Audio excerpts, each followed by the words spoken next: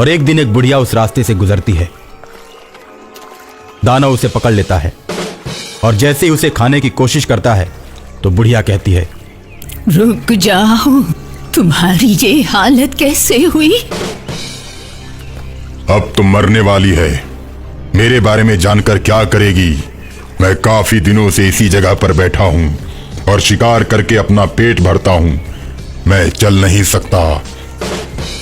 अगर तुम सही सही बताओगे तो तुम्हें इस दुख भरे जीवन से सदा सदा के लिए मुक्त कर दूंगी और तुम सुखी हो जाओगे। कहीं तुम मुझसे बचकर भागने के लिए तो ऐसी बातें नहीं कर रही हो? नहीं, मुझे मालूम है कि तुम यहाँ रहते हो। मैं तुमसे मिलने के लिए यहाँ आई हूँ। क्या तुम मुझे नहीं पहचानते? मैं तुम्हारी पत्नी हूँ। मैं तुम्हें इस जीवन से मुक्त कराने आई हूँ। मैं भी अब बुढ़ी हो गई हूँ। जब से तुम घर से गायब हुए तुम्हारा कुछ पता न चला।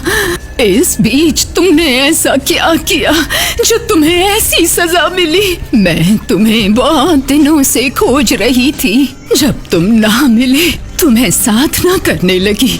देवीय शक्तियों ने मुझे बताया कि तुम्हारा पति दानव बना जंगलों में कष्ट भोग रहा है। तुमने घर छोड़ने के बाद क्या किया?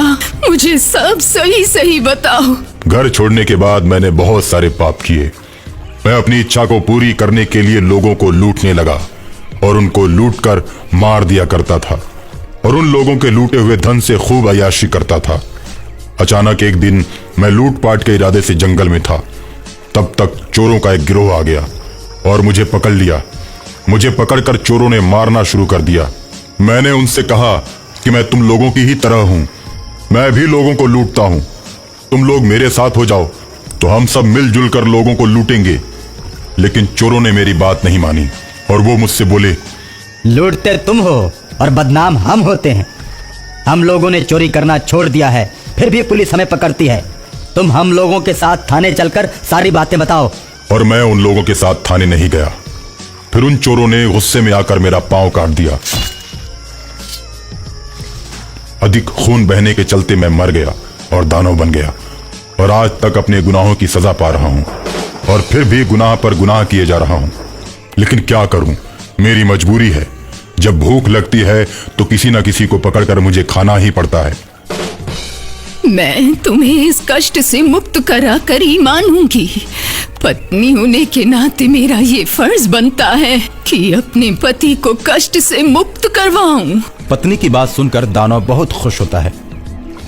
बुढ़िया पत्नी अपने पति की आत्मा की मुक्ति के लिए प्रयाग की तरफ चल देती है और प्रयाग के संगम तट पर पहुंचती है जहां लोगों का जमावड़ा लगा हुआ है।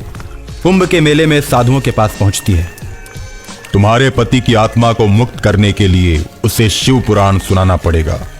बुढ़िया बाबा के पांव पकड़ लेती है। बाबा बुढ़िया के साथ चल पड़ते हैं और उसके पति को जाकर शिव पुराण सुनाते हैं। शिव पुराण समाप्त होते ही शिवलोक से एक दिव्य विमान आता है और उसके पति और बुढ़िया को साथ में लेकर शिवलोक में चला जाता है और उसके बाद दानव को मुक्ति मिल जाती है और बुढ़िया भी अपनी पत्नी होने का फर्ज अदा करती है और वो जंगल भी हमेशा हमेशा के लिए दानव के प्रकोप से मुक्त हो जाता है। सामने हिरण का झुंड सड़क पार कर रहा है। न चाहते हुए भी उसे अपनी मोटरसाइकिल रोकनी पड़ी। हिरणों के झुंड के निकल जाने के बाद जैसे ही मुकेश अपनी मोटरसाइकिल पर बैठता है तो पीछे से वही हॉर्न बजता है। मुकेश डर जाता है और एकदम से मोटरसाइकिल की स्पीड बढ़ा देता है। अचानक स्पीड बढ़ जाने से मोटरसाइकिल का बैलेंस बिगड़ जाता है और मुकेश मोटरसाइकिल के साथ झाड़ियों में घुस जाता है। थोड़ी देर बेहोश होने के बाद जब उसकी आंख खुलती है तो वो देखता है कि उसके सामने एक डॉक्टर और एक नर्स खड़े हैं। इन दोनों को देखकर मुकेश डर जाता है।